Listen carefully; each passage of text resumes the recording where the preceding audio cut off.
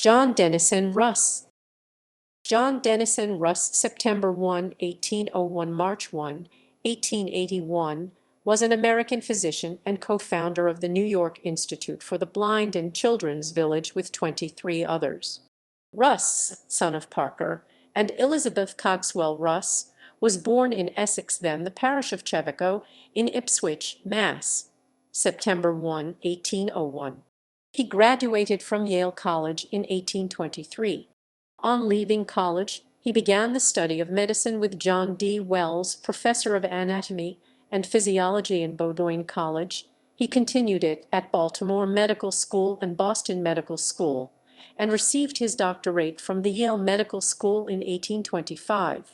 After spending a year in hospitals abroad, he began practice in New York City, but in June 1827 sailed from Boston in charge of supplies for the Greeks in their struggle for liberty. He remained in Greece, superintending the development of a hospital service until his health failed in the spring of 1830.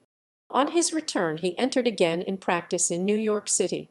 At an early date, he became interested in the condition of poor children suffering from ophthalmia in the city hospitals, and at his own cost made in March 1832 the first attempt at the instruction of the blind which was made in America. He was in the same year appointed superintendent of the newly chartered New York Institute for the Blind, and in that position introduced many devices and methods of teaching which have been permanently useful.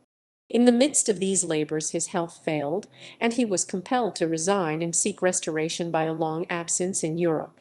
After his return, he engaged in numerous other philanthropic schemes, especially by serving from 1846 to 1854 as the corresponding secretary of the Prison Association of New York, and by originating measures in 1849 which led to the incorporation of the New York Juvenile Asylum, now Children's Village, in 1851. He was the superintendent of this asylum, resigning in 1858. He was also a member of the Board of Education of the City of New York for 4 years, 1848–51. During his old age he resided in Pompton, N.J., making further improvements in methods of printing for the blind, and interesting himself in other general studies.